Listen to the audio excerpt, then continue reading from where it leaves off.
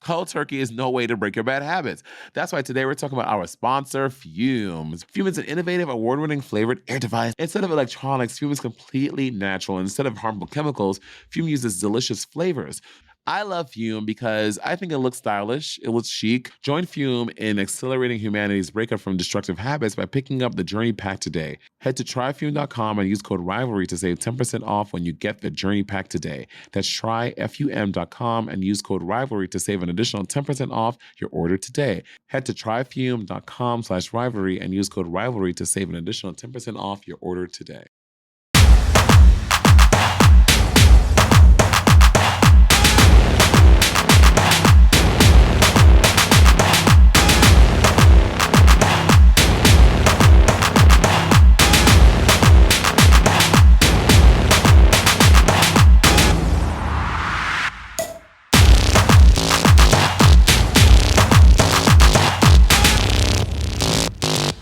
I feel like you back in your American bag. She got her little microphone. She got a little backdrop. Well, I moved over. I found this little. I travel with like a charging, not a charging. I travel with like a surge protector, basically. I don't know if I'm using the right word. It's like one of those a power strip with all the little plugs in it. Yeah, so that way I can just plug all my American stuff into it, which I probably shouldn't be doing. That's probably I think that's not wise, girl. Well, I'm doing it. I don't know what I'm gonna tell you. I'm gonna have I because how is this different than having a power strip in the country? Like, how's it different? So outside of the States, like in St. Lucia, we have 110, we have 220. Certain outlets can only take up to 110 volts. Certain ones can do 220. So like if you run the risk of overcharging your thing and killing it if you use the wrong voltage on the thing. So I don't know how that I don't know if that's the same in the UK. But St. Lucia uses the same outlets as the UK, so I'm assuming there is some similarities. I don't know though. I don't know either. I'm not in the UK though. I'm in Belgium. Oh, work. But I have seen certain plugs that are like you can only plug in a hairdryer here. Literally only a hairdryer. Yeah, I don't know why hairdryers are so. Oh, I should give you my clogs. You can wear my clogs. You know they don't seem comfortable. Clogs. But mine are. They're not wooden, so then your feet aren't like rocking around in them. Oh, I didn't know what clogs you're talking about. My black clogs. I had in that picture, the one that you made fun of me for. The Balenciaga clogs. Yes. The one that I said, what are those? Yeah. You know, they're not my style, but they look good on you, and you seem to really enjoy them. And I don't want to take that from you. It's your thing. Well, Bob, we can have a lot of things together. We share a lot of things. We do share things. Yes, we do. We share several things. Some venereal diseases. You know. I don't know that we've ever shared one of those before. I mean, we probably had the same one, but I don't think we ever got it from each other. Have you? We have not. Have we ever had an STD at the same time? I don't know. I mean, I don't think so. I don't know. Yeah, I don't know either. When's the last time you had an STI? Probably 2 years ago. Oh, then I mean, I'm definitely way more recent than that. So I was telling someone this. I remember when I first started getting tested for STIs, and this is before they had rapid HIV results, or because that was like the big one, right? You make sure you get HIV tested. And I remember, and regardless of if you were positive or negative, they would call you into the office and you had to meet with someone, like regardless. So, and I don't remember, it wasn't, you didn't have to go home, but it was like you had to wait like an hour or like two. So I guess that is rapid. Do you mean, you're talking about like at the clinic? Yeah, at the clinic. I would go down to the clinic in New York. And this is in high school. And they would like, and you know, at the gay men's health crisis, because you know, you wouldn't have to give them any information. You just have to give them like your gender or whatever, and like you would get tested, and they would, I can't remember if you went home and they call you back the next day or that same day. I don't remember, but it wasn't the quick one. Now it's in like a couple, like maybe 2 minutes. Back then it definitely was not that. It was like a long time, either a few hours or like the next day. And they will call you back in the room either way. And before they give you a result, they'll talk to you and they'll be like, so, you know, they'll talk to you about like how you've been having sex. about how ways to practice safe sex, blah blah blah blah blah, and then they give you the results at the end afterwards. But I remember like that was always like you were always sitting there like what's it was like putting knots in your stomach because they drum up this thing. And also they made HIV because for a lot of people obviously it was a very scary disease, and especially coming out of the 90s. So they really like made you like really they like I feel like they made the a whole experience feel very arduous to kind of like scare you to have like safer sex because obviously you came to get tested because you may not have had safe sex. I mean, I never got tested for any STIs until I was in my 20s. Really? Yeah, I mean, I wasn't having sex like that in high school. Got I it. had like sex one time in high school. We were both virgins, and then in college, I was just not like I did not get around until I didn't really start like getting around until like my late 20s. Getting around. Yeah. I did not have a very slutty early 20s. Definitely not in my teens, and not even really my mid 20s to be honest. Like I really just wasn't having a lot of sex uh, up until like 30.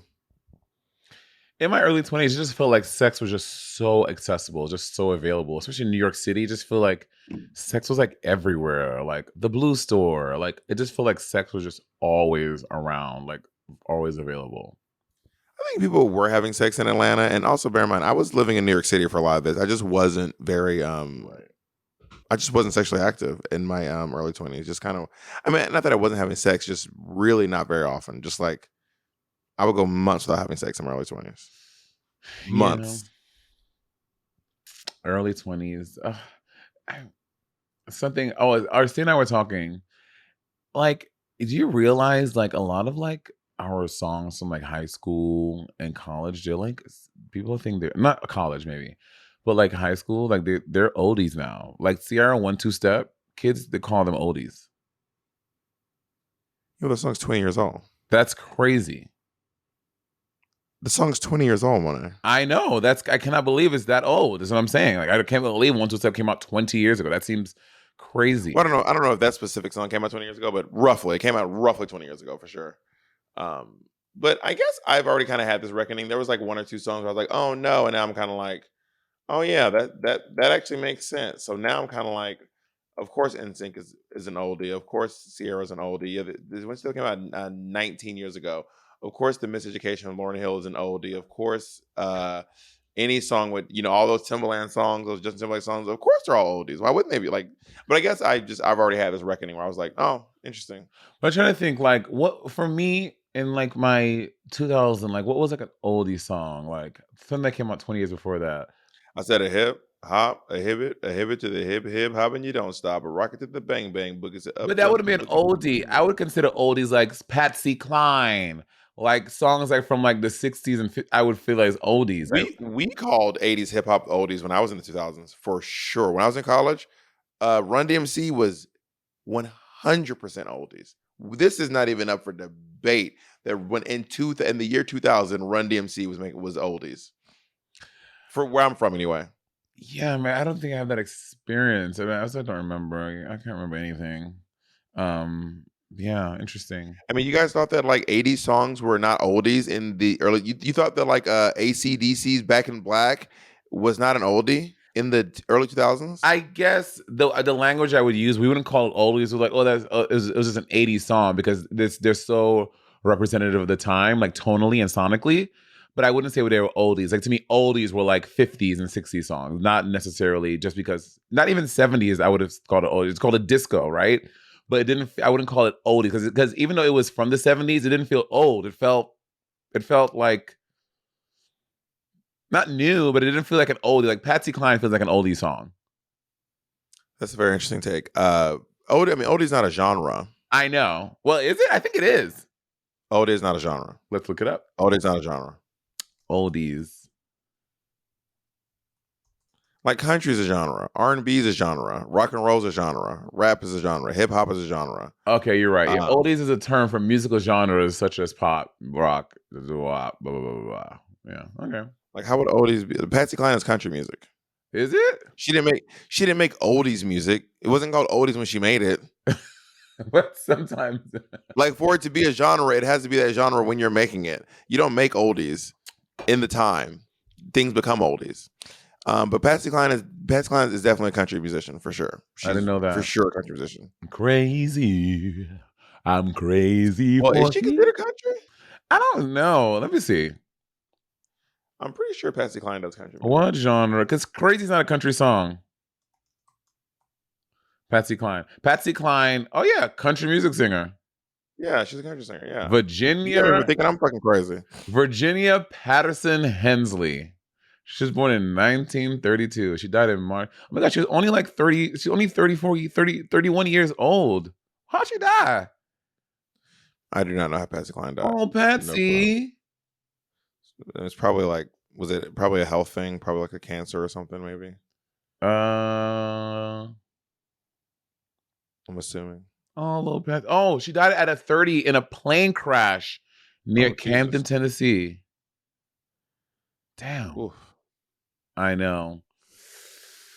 There's a part of me when I was younger because it just felt like cool to. I wanted. Okay, maybe not wanted, but I was like, it would be dope if I was part of the 27 Club. But I had not done anything prolific yet enough to make dying at 27 fierce. So if I would have, in theory, if I did die at 27, it would have just been some nigga just died, as opposed to like people like Kurt Cobain, like all the other like 27 Club people, Hendrix, like they had achieved so much in their life that they're icons. You know, I hear a lot of people talking about dying these days, and it's alarming, to be honest. I'm just like, this is kind of wild. I think as the older I get, I've been so much more aware of my mortality as a human being, and like kind of like even with like what the state of the world right now, it just feels like death feels more imminent than it has ever in my life before. Well, I think in theory, death is always more imminent because you're constantly getting closer to it. So death is literally constantly more imminent. Right. And the older you get, the more you're aware that this is all quite finite. But wrapping my brain around that, yes, I know that. Like, yes, theoretically, yes, I know that. But not in theory. Like, yes, I know that to be true. But like, as I've gotten older and wiser and realizing like what death actually means and what it would mean when I'm gone, like it feels like a more tangible, real thing the older I get. And I think you're describing aging. Right. And then so I want to say it's like less scary. I think if I was on the precipice of dying or it was about to happen, I'm sure it would feel way scarier. But right now in this moment, it doesn't seem as scary as it did like, 5 years ago. Like it just feels like, yeah. Did you know? I don't think I think maybe I know. I think maybe you're saying you are more in acceptance of death now than you were back in the day. Is that what you're saying? Yeah. Did you know Seth MacFarlane was supposed to be on the 9/11 flight that hit the World Trade Center? I didn't hear what you said. Who? Seth MacFarlane was supposed to be on the flight that hit the World Trade Center. And why did he get on? He was late by 10 minutes. He got to the gate 10 minutes late, and it had closed. And he had overslept from drinking the night before. And he was literally supposed to be on the plane. So we would never gotten Family Guy. Family Guy had already come out by that point, I think. Did it? In 2001? I'm pretty sure Family Guy come out before 2001. I'm almost positive. Family Guy is that old? I have It's an oldie. Family Guy. 1999. Wow. Yeah. So we still got Family Guy. Maybe we wouldn't have gotten American Dad. Yeah, we would have gotten Roger. Which I think we could be. I mean, American Dad's cool, but I mean, we probably would have been fine without American Dad. Or the Cleveland Show. I just found that out recently. I think that's really wild. And it's like pretty documented that he was like supposed to be on the flight. That is just really bananas to me. And he's kind of like, well, everyone has near-death experiences, like all the time. It's just that I happen to be, my near-death experiences happen to be a really famous one. Yeah, interesting. What a wild concept, honestly. Really wild. Yeah. We talked about before how that fucking roast of Rob Lowe with Pete Davidson on there and all the jokes about his dad dying on 9/11 are so wild. But, he's clearly okay with it. But I feel like that would still sting for me. Like, ooh. Well, I don't know if he's okay with it. I mean, I have no clue. I mean, I found out that Joan Rivers wasn't okay with her roast after the roast happened. Right. Yeah. So I'm like, what was he okay with it? Also, Arcia says she's not flat-footed. Total side note. When? She commented on our Instagram and said, I am not flat-footed. Let me tell you something. I've seen Arcia's feet. Arcia is absolutely flat-footed. You know, I don't know that I've looked at Arcia's feet in great detail. I'm just reporting back from the lady who what she said on Instagram. We should talk more. Let's give some advice when we get back. Oh, something we talked about on the episode. Okay, this is a scenario, right? Here we go. So I'm in college. I'm in the closet. Arcia is dating someone, and he's apparently also in the closet. I don't know that he's in Arcia dating a gay man. Plot twist. Right. Shocker. Spoiler alert. So I go on Adam for Adam, and I see a profile picture, and I'm like, was Arcia gay in college?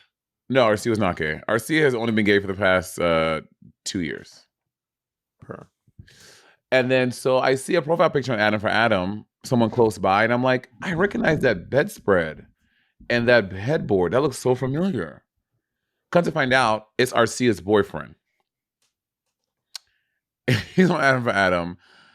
And so now I have this dilemma, right? I'm like, so do I tell Arcia that her boyfriend is on this hookup app? Or do I fuck him? Which one do I do? I don't know what to do, guys. Or do I because telling him gargle his balls and slurp up that juice. Telling Arcia is outing him, also outing myself because I'm on the app, and I I'm like. Were they exclusive? Yeah. They were yes, 100%. I don't know. You said yes as if it's definitive. I don't fucking know. For sure, yes, they were absolutely exclusive. You know. But also, let me add this caveat. Knowing Arcia, Bob, Arcia is my man. And as we find out, when Arcia does find out, Arcia is still with her man. You know what I mean? You know, I told people I don't fuck with people's relationships. I don't get involved in people's relationships. Their relationships are their business. I feel like if I had a certain friend who was being cheated on, depending on who the friend is, I would tell them. And if me and the friend are like acquaintances, I would not even bat. I would just keep booting and scooting about my business because maybe they have a thing set up that is their business, and I don't think that it's my job to be like, yo, man, cheating. But then you would out yourself because he was like, well, how did you know? I said I wouldn't have said anything. No. But this is your best friend. You and Arcia are best friends. And I mean, I don't think I would have been. I wouldn't have been in the closet. I mean, this is such a hard scenario because but the scenario you are in the closet. It's a lot of mental gymnastics to create this scenario where I was in the closet with my best friend in college and their boyfriend's gay. It's a lot of I have to go through a lot of hoops to make this reality.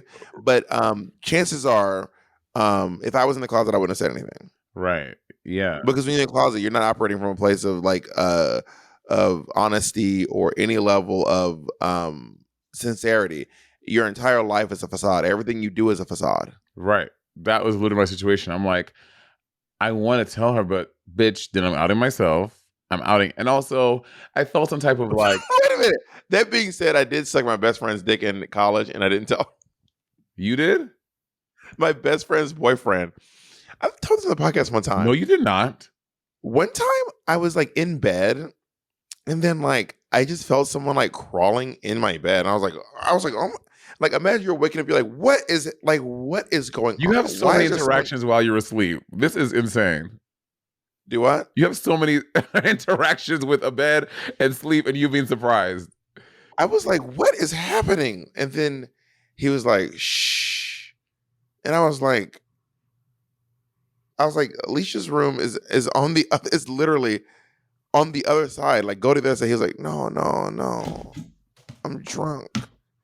And I was like, okay, well, sleep I had this ab lounge. I was like, well, sleep in the ab lounge or go to Alicia's bed. Like, literally just go across the hallway. And he was like, no. And then he started like trying to cuddle me. And I was like, what is happening right now? And then he just whipped it out and was like, and I was like,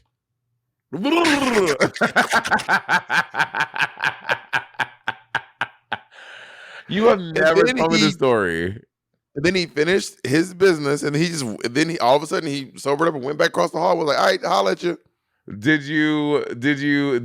I never, Alicia. If Alicia finds out, it's because she's hearing me say it right here on this podcast. I have never told Alicia this. I have never told her this ever. I don't think I've ever told anyone this. I think this is the first time I'm ever saying it out loud. Actually, Jacob, can you mute? isn't that crazy? Oh God. Yeah. Okay, wait. Many questions. How long was she with this person? Maybe a couple of months, maybe a year, maybe. Was the dick nice? It was beautiful. Yeah, it was really great, really beautiful. I really enjoyed it. I really had fun doing what I was doing. Did you receive his nutrients, or did you spit it back up? I'm pretty sure I did. Like, I'm almost positive I did, actually. Work. Yeah. Okay. Next scenario. We're away camping. You and I don't like camping, but both are. Jacob likes camping for some reason. Jacob and Andy, we're all camping, and then I am on a hike. It's nighttime. I'm on a walk for the next 2 hours, and Jacob and I are going to walk, and then Andy crawls into your. Andy crawls. Stop. Go back to your tent. What? Go back to your tent, Andy. Andy, go back to your tent. No, just no, man. Andy, I'm not Kevin. Go back to your tent. I know you and Kevin didn't have this conversation. You and Kevin didn't have this conversation. And if y'all did, and this is something I'm not interested. Go back to your tent. Come Andrew. on, just chill, man. Just chill. I'm gonna chill when you go back to your tent. Go back to your tent. First of all, how did y'all convince me to come to the woods?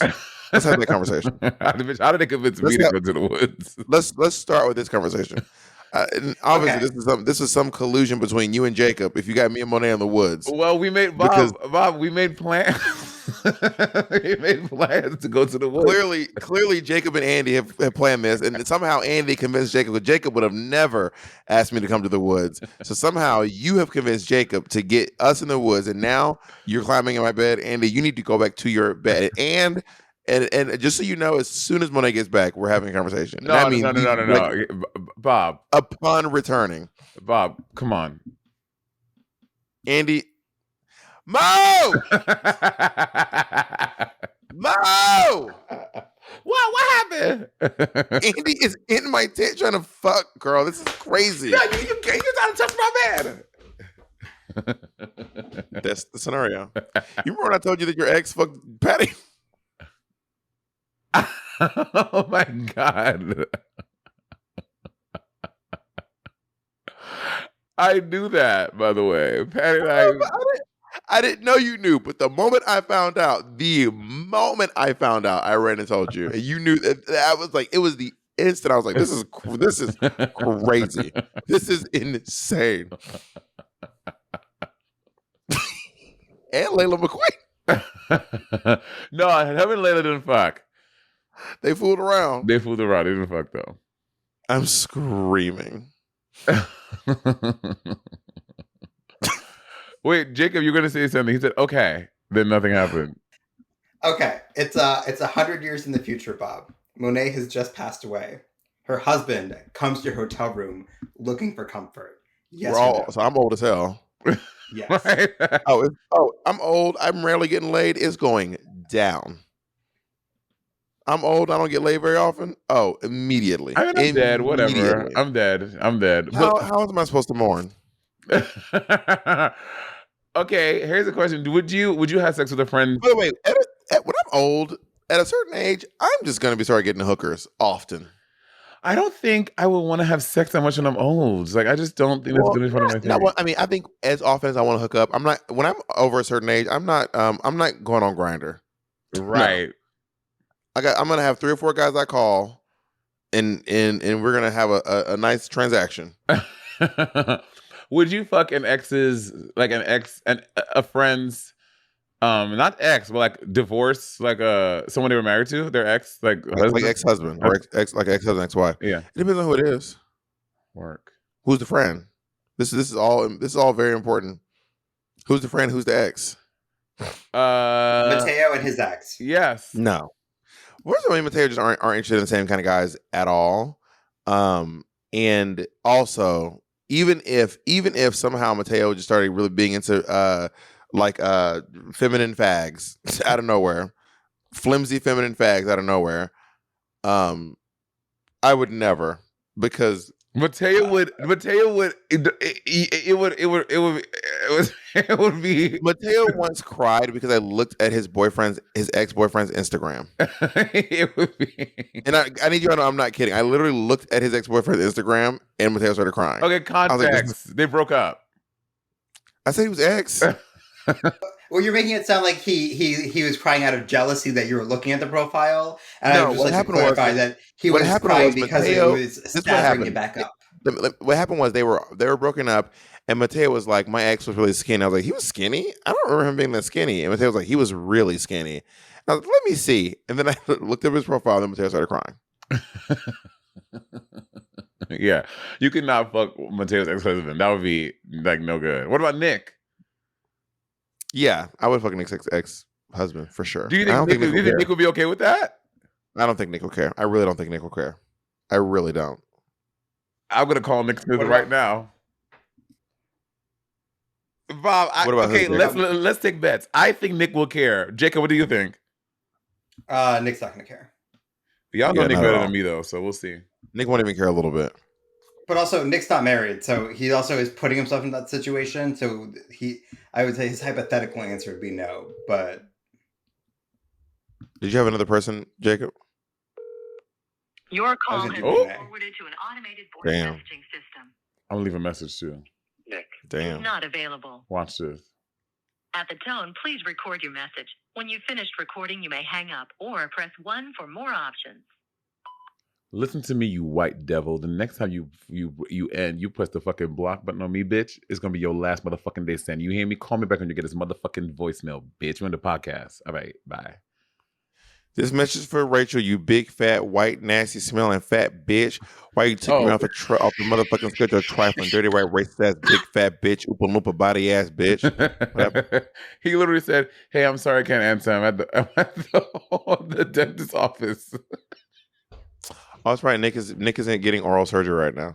I can almost guarantee that Nick would not care. I can't fathom more when Nick would care about that, to be honest. What about Patty? Patty is it. Patty will go either way. Either he really won't care, or he'll be really upset. Would I hook up on Patty's would ex? you be annoyed if somebody hooked up with your ex? Bob wouldn't care. No, I wouldn't care now. Okay. What if you and Jacob broke up? We got a long-term partners, and me and Jacob hook up. You wouldn't care, Bob? Yes, you If would. you Jacob hooked up, what? You love to tell me what I feel. You love to tell me what I feel. I think your favorite thing is to tell me my feelings, and then when I tell you what my feelings are, you go, nope. You wouldn't care. So I would be like, so what's the scenario? Can you give me the scenario? I don't know. Oh, Nick is calling right back. Nick is calling back. The circumstances matter. Hi, Nick. You're on the podcast. How are you? Good. I'm sitting in the oral surgeon's office. Okay. I hope you feel better. We have a quick question for you. Okay. If you had an ex-husband, would you be mad if Bob hooked up with your ex-husband? If he asked me first, I wouldn't. Oh, but if he didn't ask you, you would have a problem with that. If he didn't ask me, I would have a problem. Work. You hear that, Bob? I can hear him, yeah. Okay. Thank you, Nick. Love you so much. Bye. All right. Love you. Bye. Oh no, would you ask permission? Like, I guess I would even. I guess if it's a friend, I would ask. I don't know. Depends on if it's like at a sex party or like something like if I found. Well, I basically be like, hey, so and so hit me up on Instagram and is trying to slide in my DMs. Or what if you're at a party and it's just like a quick hookup thing at a party? You know, I've only hooked up with one person randomly in my entire life. Really? I've only hooked up with two people. Wow. And one of them, I'll never forget this ever. He was wearing this kente cloth vest that I was obsessed with. It was so fucking Nancy cute. Pelosi? Boy. And then I was like, ooh, I love this vest. And then we were like kind of flirting back and forth. And then we were just like, he was cute. I mean, it wasn't just for the vest. He was really, really cute. And the vest didn't fit me. I was very skinny at the time. He was a little bigger than I was. And he took the vest off and I kept I in this vest. And then I don't like to play music while I'm hooking up at all. I'm just not into music while hooking up. I really like to hook up in complete silence. Complete Wow, we are silence. so sexually incompatible. Like I need, not all the time, but I need like a little something sometimes. I don't want a playlist. I don't want a playlist. So he wanted to play a playlist. And the very first song he played was My Pussy Tastes Like Pepsi Cola. I was like, by the way, I had never heard that song in my life. At that time in my life, I couldn't have named a Lana Del Rey song. If you begged me to. If you told me you give me $1 million, I'd be like, damn, I can't believe I just lost out on $1 million. This is crazy. And he played the Pepsi Cola pussy song. Did you taste it? And I Did remember it taste like Pepsi Cola? I had a lot of fun with him. And I don't know where he is today and if he's listening. But I want you to know that despite the playlist, I did have a lot of fun with you that night. And we met at the Stonewall or the Monster, somewhere in the area. We either met at the Stonewall or the Monster. So you weren't the in other drag. guy that was on drag. And the other guy was oh, you never met this guy. You never met him. He was this ballet dancer that I was like obsessed with. We met at the Ritz, and I was like literally obsessed with him. Like this was a full on obsession. Interesting. What about Cracker and the guy at Lucky Chang's? Oh, Cracker was also a random. Cracker was a random. That was a bookcase moving. That was a random. Yes. And the Lucky Chains guy. I mean, I sucked his dick in the bathroom, but like it was so quick. I mean, it was like literally like 3 slurps, and I was like, I can't do this. Oh no, you stopped. No, it was like 1, 2, 3, and I was like, I got to go back to work. This is uncomfortable. Like I was like, that was my first time ever hooking up. My only time ever hooking up in drag, and I was like, this is literally, I just can't. And I have tables waiting. Oh my god, I used to really be into cruising. I thought cruising was really hot. That I hooked up with a lot of people in drag, and it would happen, especially all over there on 10th Avenue. Like I told you, where Hardware was, because there was a T-Girl bar around the corner from Hardware. So we get like a lot of flow over. Fairy Tale Lounge. So you get a lot of flow over of dudes who didn't find luck there, so they would come, or they just wanted to come to Hardware. So I would hook up with a lot. I would finish my gig, especially the ones when I didn't get too sweaty and too crazy, and I would pick up a guy right there, drive them up to my place, or hook up somewhere in the area. Often. Listen, have you been on the hunt for a new doctor and you ask literally everyone you know for the recommendations? It is very, very stressful because when you want to feel safe, you want to feel like you are in trusted hands when you were talking to a doctor. You know, a doctor who actually gets you, listens to you, makes you feel really comfortable. And finally, after weeks and weeks, you find the doctor. You talk to everybody. You've called all the clinics, all the hospitals, all the practices. And then you find out, baby, they don't even take your insurance. That is so stressful. That drives me wild. Listen, wipe your tears and put the ice cream away, okay? Because head over to ZachDo to find and book the doctor who's right for you and takes your insurance. ZachDo is a free app where you can find amazing doctors and book appointments online. We're talking about booking appointments with thousands of top-rated patient-reviewed doctors and specialists. You can filter specifically for ones who take your insurance and are located near you and treat almost any condition you are searching for. See, after I tried ZachDo, I would honestly never go back to booking doctors the old way. It is so fast and it's so convenient, and I've loved every doctor that I found through them. On ZachDo, you can find every specialist under the sun. Go to ZachDo.com, find the doctor that is right for you, and book an appointment in person or remotely that works for your schedule. Go to ZachDo.com/rivalry and download the ZachDo app for free. Then start your search for a top-rated doctor today. Many are available within 24 hours. That is ZocDoc.com/rivalry. ZocDoc.com/rivalry. Go to ZocDoc.com/rivalry and download the ZocDoc app for free. Then find and book top-rated doctors today. That's ZocDoc.com/rivalry. ZocDoc.com/rivalry. With the busy fall season already in swing, you might be looking for wholesome, convenient meals for jam-packed days. Factor, America's #1 ready-to-eat meal kit, can help you fuel up fast with chef-prepared, dietitian-approved, ready-to-eat meals delivered straight to your door. You will save time, you will eat well, and you will stay on track with your healthy lifestyle. I love Factor meals. Y'all know me. I don't be in this kitchen cooking. I don't cook. And we don't want you to be. That's good. I own maybe one pot, maybe one pan. You don't have a pot to piss in or a pot to throw it out of. Throw it out of. Neither one.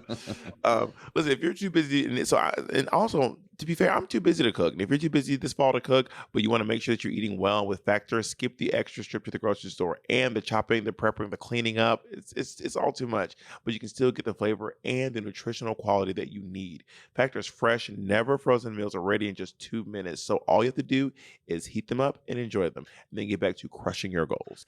Level up with Gourmet Plus options prepared to perfection by chefs and ready to eat in record time. You can treat yourself to upscale meals with premium ingredients like broccolini, leeks, truffle butter, and asparagus. Too busy running around during the day to think about your lunch? Keep your energy up with Lunch to Go. Effortless, wholesome meals like grain bowls and salad toppers that are ready to eat when you're on the go, no microwave required.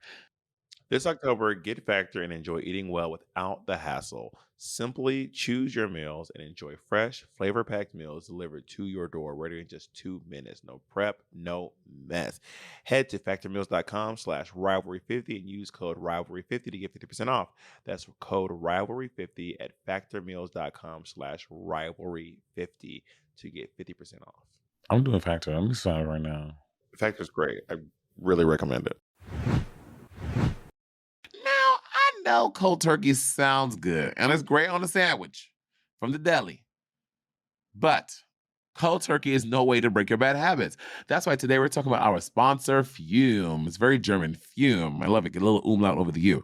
And they look at the problem in a different way. Not everything in a bad habit is wrong, okay? So instead of a drastic, uncomfortable change, why not just remove the bad from your habit? Easy. Fume is an innovative, award-winning flavored air device that does just that. Instead of vapor, Fume uses flavored air.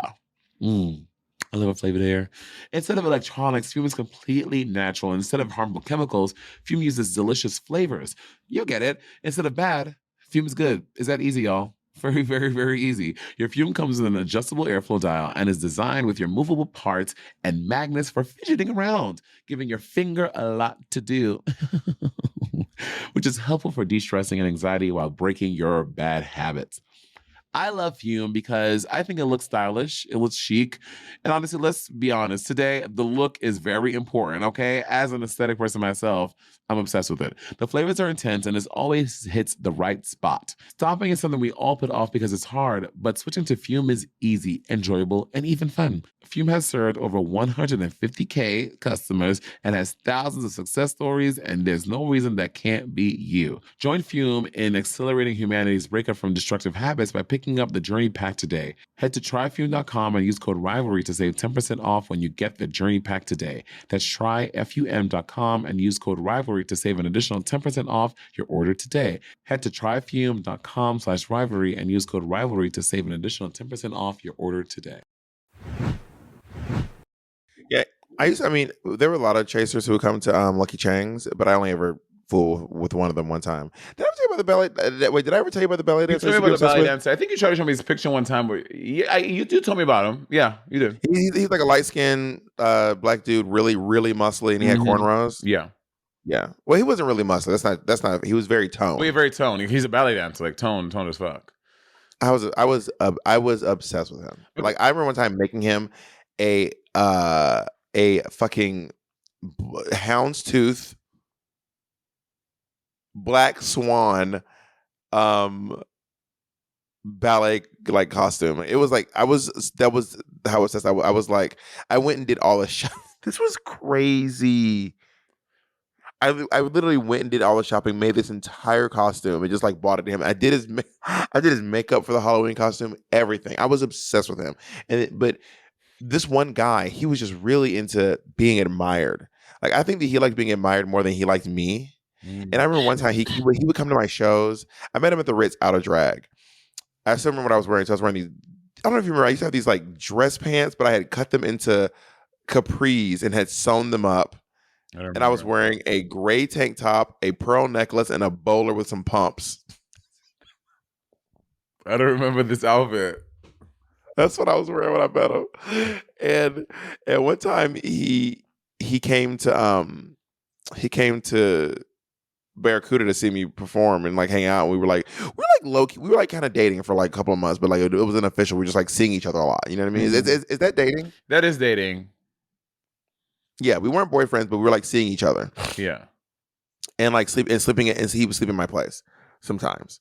And then one day I was at the bar, and I was like leaving or something. Like I had just gotten to the bar or something, and he was at the bar, and he was just like I mean, when I say surrounded by these like older guys who were all like, there must have been like 4 or 5 of them, all just like rubbing his body and like smelling him and like He liked looking at that shit. him. That was his thing. And he was just being admired. I mean, they were fawning over him. Interesting. With good reason. He was so beautiful. I mean, I probably would have been one of the ones. Except that, and I was like, and he saw me, he was like, "Hey, Caldwell." I was like, "Hey." And he was like, he was looking so happy to have all these men just like rubbing him, and like he was holding, like he had like 2 drinks in his hand. I probably made that part up, but he was like I know he was just like smoking a long cigarette, like a Pink Panther cigarette. like literally he had this like kind of like a cleft chin. Yeah, those are He was so cute. handsome. He had a great beard, a beautiful beard, and just like I was obsessed with him. I used to date journal someone like about that him. now? Say again? Could you date someone like that now? Now that you're in like a different space? So, do you remember? I really shouldn't say this because this guy's gonna know. But you and I were talking about a guy that you ran into that I hook up with a lot. Yes. You know, I feel like he's gonna hear this. Probably, but we going back to say their names. But I'm not saying his name. Yeah. But he, I feel like one of the reasons why he and I like are like hookup buddies and we couldn't like date is because like I really need someone to affirm me and my beauty when we're together. Like I need to feel like you think I'm like super hot. That has to be part of our experience together. Like it can't be just me giving you all the compliments and you not giving me any. I'm going to need some words of affirmation. I need that. I need to feel like you think I'm beautiful. And I think that I tend to attract people who are attracted to personalities and not necessarily attracted to like I feel like I tend to attract people who are like who love personalities more than they're obsessed over looks. Does that make any sense? You attract people who are into personalities, not necessarily looks. And I think that once they get to know me, they start to find me physically attractive because of how much they are attracted to my personality. Got it. You know what I mean? Yeah. But I do think they do find me attractive. Yeah. Like I'm not saying like they think I'm troll, but like have you ever like dated someone and like once you get to know them, you find them, even though you found them attractive to begin with, they are like so beautiful now because you're like in love with them and you're like dating them and you like get to know their personality. And if they were like a 8 before, they're a 10 now because you're like, wow, I didn't know their personality was just this personality is so great. And I think that a big part of my appeal is my personality. I think for me, typically I go for looks, but what keeps me engaged is someone's mind, and like I find it very, even with like a lot of my friends. I mean, I choose friends based on looks, but like all of my friends who I've had long-term friendships with and over a long period of time, I really find their minds interesting and their personalities. I guess that's how you maintain a friendship. I don't even know what other way would you maintain a friendship. That guy you ran into, he's really beautiful. Hot. He's beautiful. Mm-hmm. He is beautiful. Okay, can I complain about something? Complain? Come clean. What? Did you hook up with him? Did you really? What were you gonna tell me? I'm telling you right now. I didn't, because we had this whole conversation. You're telling me on the air? This is crazy. This is crazy. It felt like I had to, like everything we talked about before, and like you saying it, and I'm like, and you say you wouldn't be mad, so I'm like, I'm not so mad. He can settle the debate about who sucks dick better. I'm not mad, but this is crazy that you're coming clean at this particular point in time. I am shook. Shook. SHOOK. Shook. How was your experience? I'm kidding. I didn't. I just felt like it was a good bit. I would You're have. ridiculous. I would have, but I did not.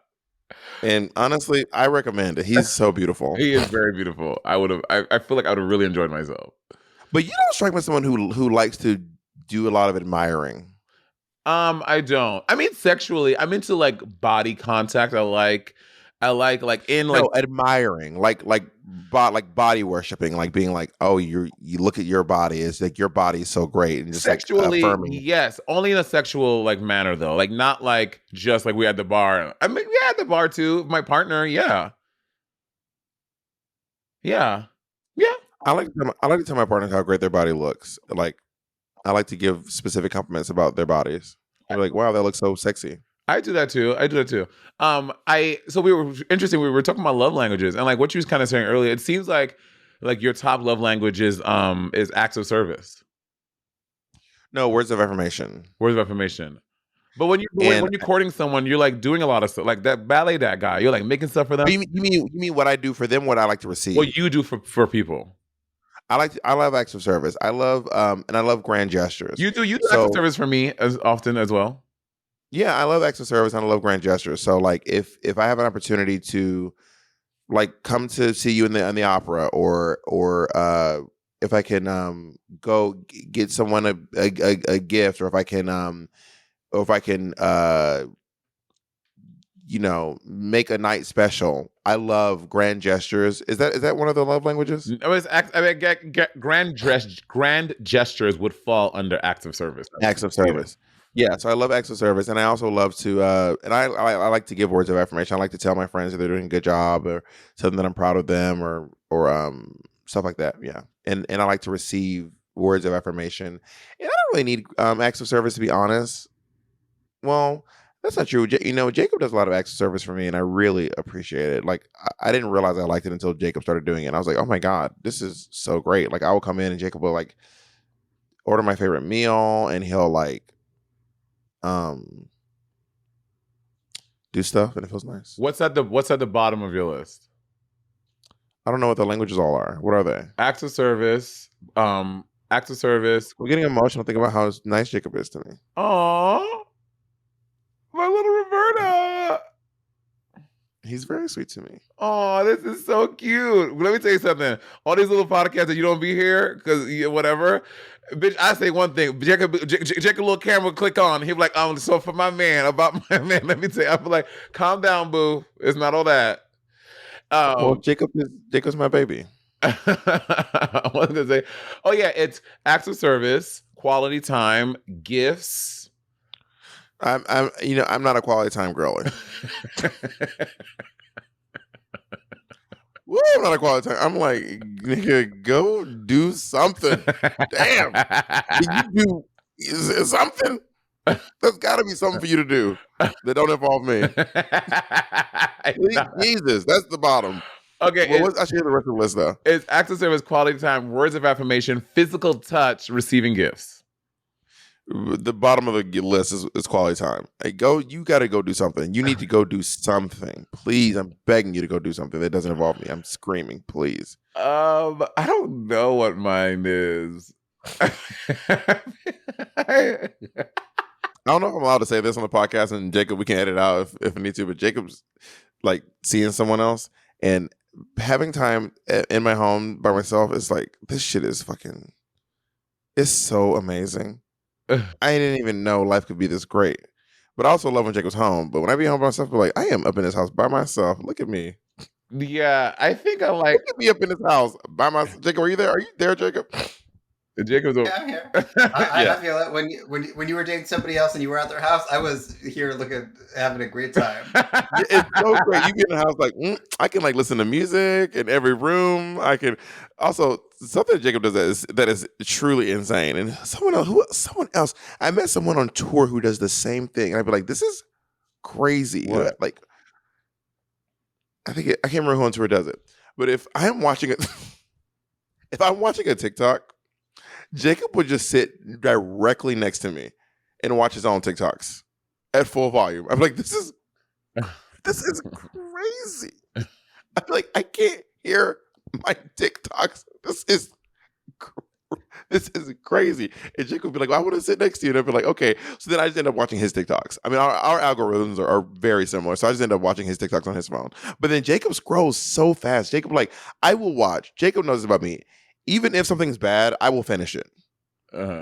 Even like a bad movie. I think I've walked out of one movie my entire life. One. What about Bad Hookup? Would you finish that to the end too? Yes, I have. Well, not if it's painful, but if it's like fine. But if it's like, if you ever got some bad head, I will stop the bad head. Yeah, I would stop it and move to another activity, but I wouldn't be like, okay, you gotta go. Or sometimes I'd be like this. How can we get you where you need to be? Like if I'm having a hookup that's not great, I'd be like, let's get you to come so you can let's get you to bust that nut so I can get the fuck out of here because I'm not gonna do my thing. And I'll just come so they don't feel bad. But also, like, Jesus Christ, what? That was just that sentence was insane. I've never heard that sentence in my life, and it took a lot to process. I'll come so they don't feel bad. That was crazy. Because you know what, someone you can tell they're really trying their best. They're just not equipped to do the job properly. Or they're not good. You're like, and you know they're trying their best. I was like, I'll just come so they don't like beat themselves up about this. You can also say, I don't need to come. I said that too, but you know, some people are like, well, then you get this. They're like, if you come, will make me come. I'm like, okay, your turn. Red light, green light. I mean, I also, whenever I'm like doing my business, I can come like whenever I need to. I can come in an hour or in 3 minutes. What do we need? Whichever one we need to do, I will make that be the thing. Okay, Jacob was setting up a scenario. So you and Jacob have broken up. You guys were married. You've broken up, and then Jacob and I are at a party, and we end up hooking up. And I tell you afterwards. How long have we been apart? 6 months. Are Jacob and I still friends? You're not enemies, but you're not like talking every day. You're amicable. I just couldn't imagine a world where Jacob and I would break up and not talk all the time. But then again, I said that about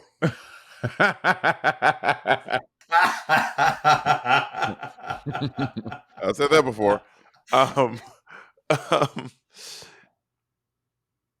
I just couldn't imagine Jacob and I be like not. That'd be wow. But so Jacob and I, like, how often, like could you equate me and Jacob's friendship to someone else's? All this matters. It's like you. Is it like me and Naomi? No, it's like you and Jacob are as close as me and Naomi. This is my scenario. This is you and Plastique. Oh Jesus, me and Plastique we like hardly ever talk. But y'all are cordial. Y'all not enemies. Like y'all. No, we're friends, but we Plastic and I really don't speak very often. That's you and Jacob. Oh my God, damn! Me and Jacob must have had a rough breakup. God damn. It wasn't rough, but Jacob to separate and to just move on. Jacob needed to really distance himself from you. God damn. But still be friends. Well, and how long we broken up for? How many years? 6 months. 6 months. Yeah. And you're the party that Jacob's at, and y'all. We went into the courtroom at the same time. We both went to get our coats, our hands touched, and we just ended up fucking on the coats. It was our birthday. Our birthday. Because they share a birthday. You guys do share a birthday, February 19th. Mm-hmm. I think that I would be like, oh, wow, I can't believe that happened. I'm a little shocked, and maybe I wish that you would have told me that you were going to do that. But do you guys like each other, Monet? Are you like, or was it just for fun? It was just fun. It was just a hookup. Do you think you're going to do it again? I don't know. Jacob has now moved to Anchorage, so I don't know when I'm going to see him again. But like, did you text him afterwards, or have you guys communicated afterwards about it? Yo, we did a podcast earlier, so that's why I feel like I should tell you because the energy was awkward, and you know. Wait, you and Jacob did a podcast together? No, he's the managing hours, so I talk to him more frequently than I talk to Plastique. You would say only when it comes to work. Like you guys aren't texting. So I see Jacob multiple times a week at this point. Mm-hmm. Wow, this is new information. I didn't know we still had a podcast, and I just talked to Jacob probably 2 days ago. So that is news. So that and energy, the word energy, I think that's what you were like. You kept on saying, guys, what's going on? And we kept on saying nothing. I think that's what you were feeling.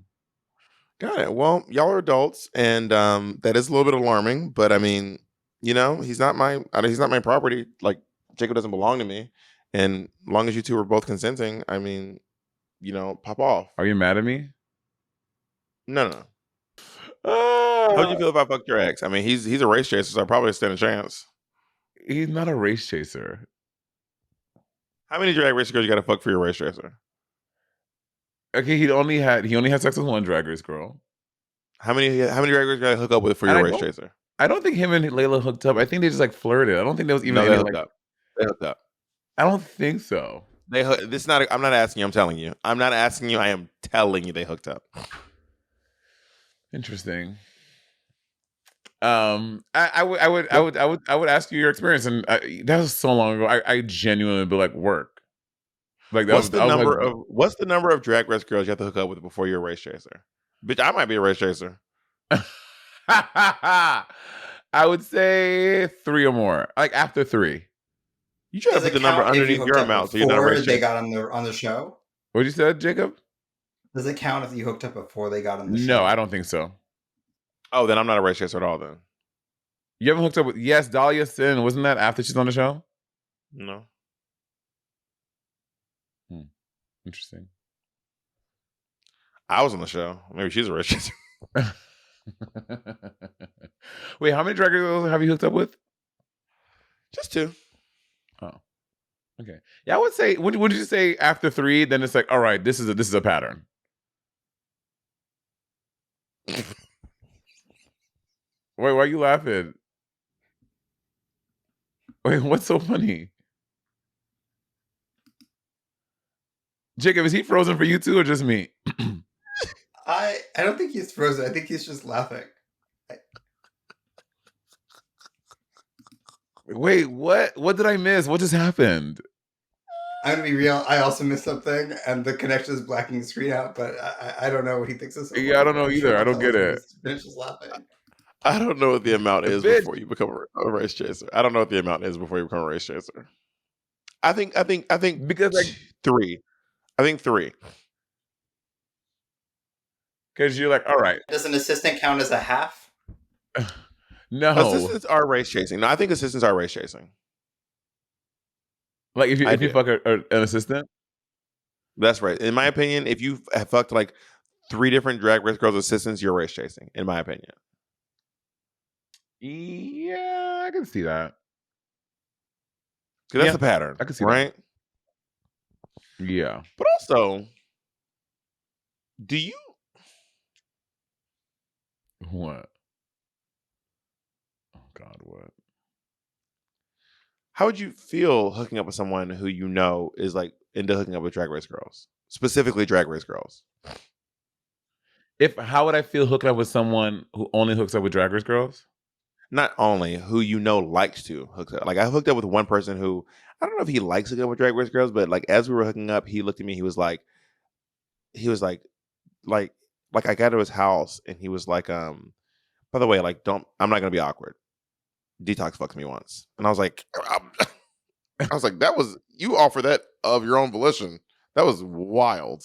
That was wild how you just offered that information. I'm screaming. Because I think a lot of guys, they think we have this like inner network of like once we hook up with one of them, we send it to the other girls. I'm like, girl, just so you know, in Arkansas. Like I think a lot of dudes really think that. I'm like, baby. We should start that though. Who?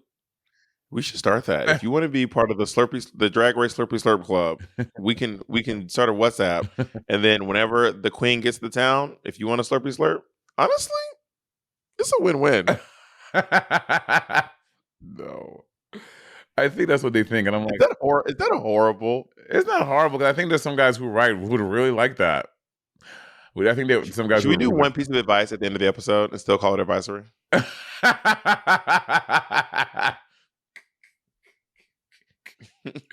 You know what? This is the one without a topic. We haven't done that in so long, and this was great. This is a nice little. I think let's do one about hooking up. Let's do one piece of advice at the very end.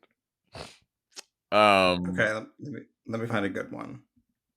But Monet, yeah, I feel like I've talked a lot about my sexual proclivities, and you've been very modest this episode. Bob, I have because every episode I'm talking about something, and I always talk about my sexual proclivities here. Is there something you'd like to know? I'm just saying this episode has been a lot of focusing on me and my promiscuity, which I'm not ashamed of my promiscuity. You know what I mean? I will say this: I have been a nun, bitch, and by nun I mean getting none. I have been, girl. Nothing. Girl, you miss Nathan for you. You missing There's nothing going on up in here, honey. You missing out on all those big uncut dicks over there, girl. I am just not dilly-dallying. I mean, when we were rehearsing, it was no. When I was in Brooklyn, baby, I'm the queen of Greenpoint, honey. Cream Point. By the time we moved on, it's been dry season, honey. I was like, God damn. She said, "Yeah, baby, take the L, and you're gonna get off on in Cream Point. Yeah, I'm gonna cream your point. Yeah, honey. I tested very well in Greenpoint. I was like, okay, everybody. Tested very well. I'm so done with you. To be fair, I stole that from Joe Kim Booster. I need to give credit where credit's due. Joel Kim Booster. You know, we finally had our meeting. How was that? It was great. It was really great. I love Joel Kim Booster now. Joel Kim Booster played Seymour in Little Shop of Horrors while Shea Coulee played the plant. Do what? I don't know he sings. Well, it was in high school or college. I can't remember what it was, but he played Seymour and Shea Coulee was the plant. Wait, what does high school have to do with anything? Well, I mean, you don't have to be a good singer to be in a high school show, girl. Like, it's a high school show. Monet, we didn't all go to art schools, Monet. Some of us went to regular ass schools, and the person singing in the lead singing role can't sing. That is insane. Doing a production where the people can't sing, it sounds wild. Monet, not everyone went to an art school, Monet. Some of us just went to regular school. Just do a play. Because kids deserve the arts, even if they can't sing. No, that's the point of a high school production. Okay, is this Bizarre World? No, you do not get to be in a musical if you cannot sing. No. What? They're not professional productions. They're just children. So what? It is a musical. You should sing. Monet, these are children, Monet. You need to beat, bitch, move. You're out of control. No, I'm not. Okay. This is Monet's library. Can y'all comment below? Do y'all think that schools should be putting on musical productions of people that cannot sing? That's 2 hours of people just being like, like, no. Okay. That's what a high school musical production is. Bitch, Monet, you talking about how you want to have kids. I don't know what you think your kids are going to be at LaGuardia High School. But baby, if you're gonna have kids, you're gonna go to some shitty shows. Yeah, you will. Yeah, you will. Well, that is part of having a child in the arts is watching a lot of kids, probably your own child, who is not good at it, and just sitting there playing the violin horribly, doing a horrible ballet recital, terrible piano playing, no singing ass, terrible acting. No, absolutely not. My kids are going to be they're going to be taking musical lessons from the time they're 3. They're going to be very proficient and very good at an instrument. So if they can't sing, at least they can fall back on an instrument, you know? This is not giving the child wants. This is giving what this is giving you trying to put your own desires on this child. That's not true. I'm gonna put them into it, and if they don't like it, we can take them out. But they're gonna give it an adequate shot, like from 3. So if your kid goes to 2 lessons and goes, I don't want to do this, you're gonna let them get out of it. I think there's a mixture of I want to do this as opposed to like, hey baby, do you want to do the Suzuki thing? Yeah, I want to do it. So you're signing up. So let's role play. I'm your child. You're telling me you're putting me in piano lessons. Hey, Paul, Kevin. Paul, please don't call me Paul. Don't call me no Paul. Well, we're living in Atlanta. We live in Atlanta now, Paul. Paul, Kevin. Baby, Bobbiana, baby, listen, okay? Do you want to do piano this year? Do you still want to do piano this year? But you said I want to be on a soccer team. Okay, we can put you in soccer, but there's also time in your schedule to do a little piano, baby. Now, you said this year you wanted to do it. Are you changing your mind, or do you? I don't want to anymore because I saw my older sister, Kimmy, who's a lying bitch, by the way. Now, Babiana, we said we could always talk Watching her about. do piano lessons, she's always complaining about her hands hurt and she doesn't like it. And she said that you were going to let her play fun songs, but she's playing Beethoven and Bach, and that doesn't sound fun. Now, we signed up. You wanted to do this last year, so we signed you up for this year. So we've already paid the money, baby. So you had to do this. You had to do this first semester's lesson. But I don't want to. I don't want to play scales. Well, I want to play Ice Spice. Well, honey, this is a lesson in making a commitment. I want to play Ski Yee. This is a lesson in in committing to something you've committed to. We have to do these lessons for this semester. I'm literally begging you, please don't make me do this. I know what I want to do. Please, I'm begging you, please don't make me play piano. Please. Life's not fair.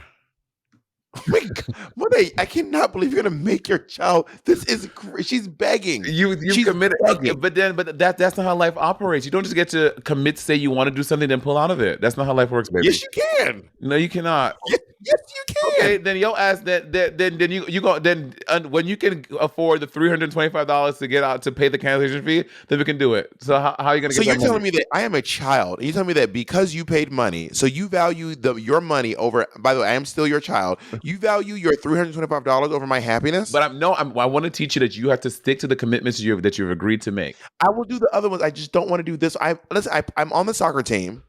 Okay, I did cheer. It's not like I don't do things. I just don't want to do this. I watched my older sister, the lying bitch Kim Chi. I watched her miserable in these piano rehearsals. And I know that I'm 4. I'm very articulate for a 4-year-old, but this is because I also took those speech and diction lessons and those speech classes that you put me in, which I went through with. I don't want to play this. I don't have any money, so please do not try to behold me in this until I'm 18 years old. So please, please, please, I'm literally begging you, do not make me take these piano lessons. Maybe you'll thank me for this later. You're going to take the first semester. If you don't like it, we'll stop after the first semester, but we've committed to the first semester. I have to do a whole semester. Yes, it's 6 weeks. Well, what lesson are you going to take? I can take a lesson too, honey. That's I feel as if that's so we're committing. Why didn't you finish your review of that one season of Drag Race on your page? Since we're committing, what about you and Jacqueline Hyde's cooking show? You only did like 2 episodes. Oh, since we're committing, yeah, the internet lasts forever. Paul, Kevin, you have an entire. First of all, we have a child lock on your computer. How did you see this? Because my sister Kimmy is a lying bitch. We've already covered this. She showed me. You never finished. You did 1 episode of that. What about you saying you were going to start doing YouTube videos? What about that? Where are your YouTube videos at, Paul Kevin? So since we're committing, once you go back and review that full season, that's when I will come in and I'll take a lesson. Shut your mouth. Shut your mouth. Shut your mouth. Go upstairs to your room and shut your mouth. Yeah, pick up that tooth with you on your way out. This is so horrible. But are you really gonna make your kid? I'm not. And see, here's the thing. If my kid,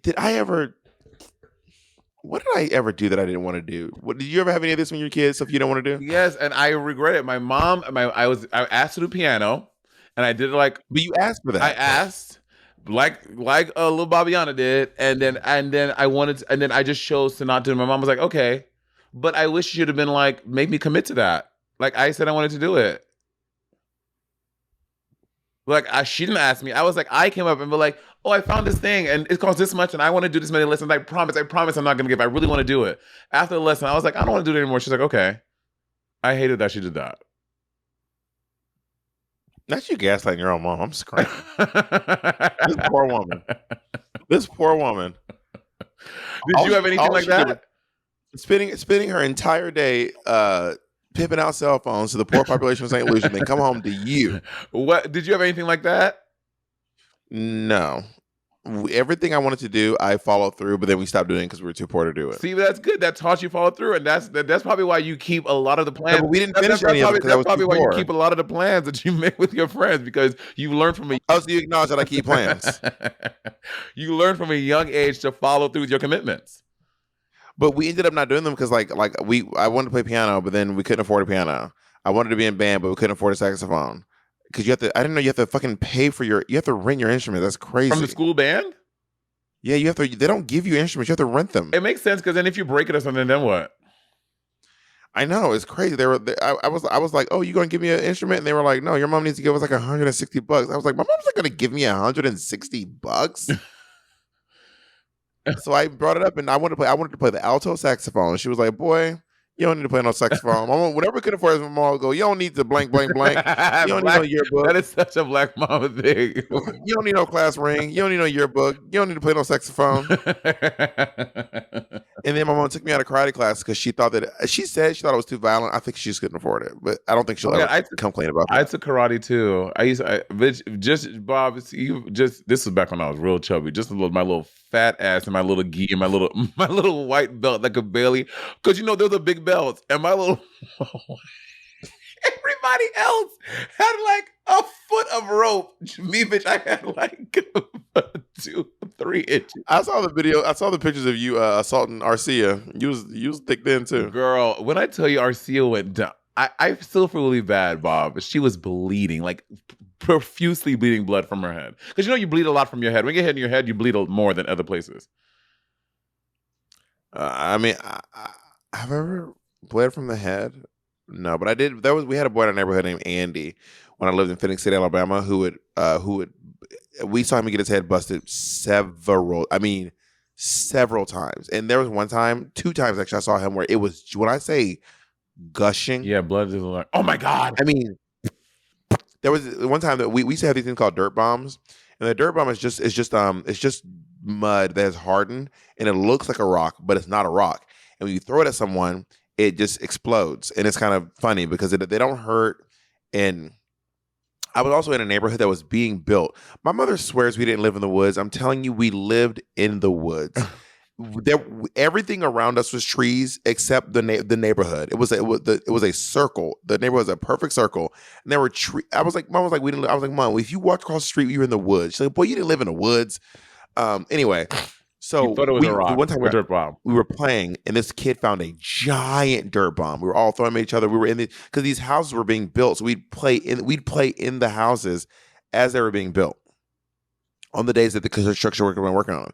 And this kid found a giant dirt bomb, and Andy was hiding like this. Also, there were like when I lived in Phoenix City, I lived in a white neighborhood. This is really quick. I just saw a thing I thought it was spelled like Phoenix.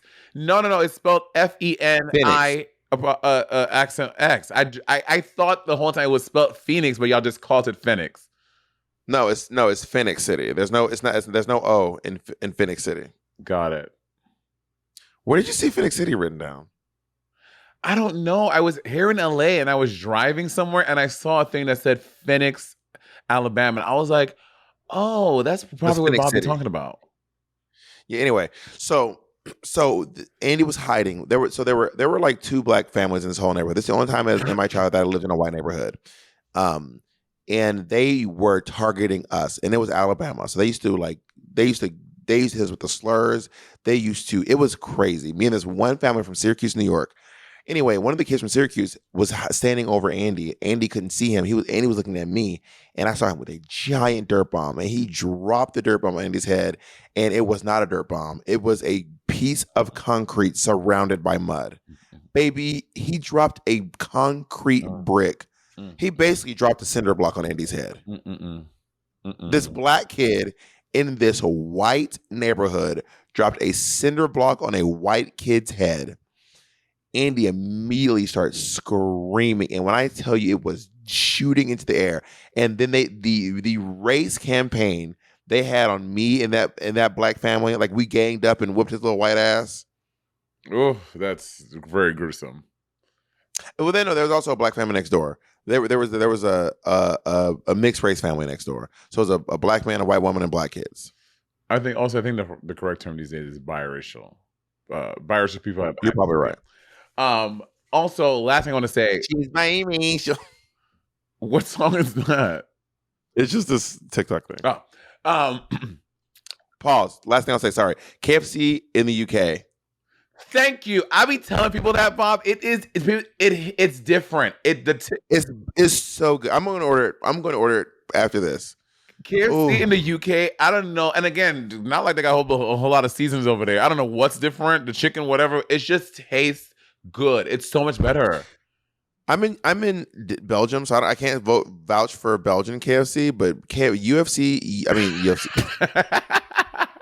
You know who turned me on to KFC in the UK is you know who's obsessed with KFC? Who? The Vivian. Oh yeah, she loves Wingstop.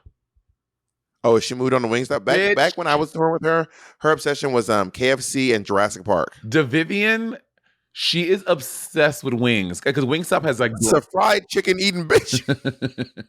Because the Vivian love fried chicken. The Wingstop has blown up in the UK, like they're everywhere now. So in Europe they don't have this connotation with fried chicken that we have in America with black people. Yeah, they don't. They don't, because the black people in the UK are typically African immigrants, right? And I don't think that I don't know that a lot of African immigrants are known for eating fried chicken. Yeah. So there is no connotation to black people and fried chicken in the UK, which is wild. It's except for through the lens of Americans talking about it. So I was on subreddit, and I was in my Reddit home thing looking. I felt like black people Twitter, crazy public fights, like what could go wrong, whatever. I love black people Twitter, so it's a great Reddit community. Yeah. So I was on fucking crazy videos. We've been on it a few times. Have we? Mm-hmm. Oh God. And I was in my fucking crazy videos, whatever that one is called. So it looked like these guys are fighting in the street in Italy, right? And it's like a bird's eye view of it. So you can't really get too close, but you can see like bodies, whatever. And like one guy, you see this, he picks up something and they're fighting and he goes like this to this guy. And when I tell you blood is just, he cracked a bottle and stabbed him in the neck, and Bob, blood is just pouring all over the concrete. And the guy like, what does that do with black people Twitter? No, I was just saying on all the different subreddits I was watching. Oh, I was like, black people Twitter is like memes. No, what the fuck are you? Black people just like funny tweets. But to see like that video, that shit, like the way the blood was pouring out of this guy was crazy. Okay. It was crazy. Okay. So you can talk about Jared Carmichael getting his head washed. You should know his name. His name was Andy. Honestly, Andy looked familiar. How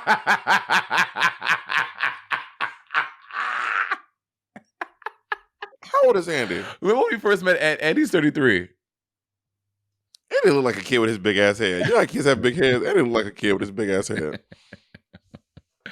All right, I think we gotta go, but this is a long ass episode. Well, you owe it to the fans. You owe it to the fans, bitch. I miss you so much. I've been trying to call. Okay, let me just say this before we go. I'm not trying to say this in any way. Like I know you've been busy on tour. I've called you a lot, but since the first show, I've been trying to call you. Jacob just goes out. I've been trying to, and I have the receipts to like find out the shit. But I know you're busy. You're traveling, like the tour, whatever. But why would you text me? I always say if you call me and it's not going through, just text, say, hey, I tried to call you. Well, I did on our Facebook group, and you just replied to that, and I was like, well, I don't know. Well, I assume that our Facebook group is all work stuff, so I'll be here for like the Riverside, and then like the link to the Google Drive. I feel like I constantly say this, but I guess I'll reiterate it here again on the air. If you call me and I don't answer, that's redundant. You don't need to reiterate again. Reiterate is already doing again. Why don't you just call me and then text me and say, hey, I tried to call you? Yeah. You say that. Will you make the adjustment, Mary? And this has been another episode of Sibling Rivalry. Thank you so much for listening. And Jacob, stand up for me more next time. Go crazy. Really stand up for me next time, Jacob.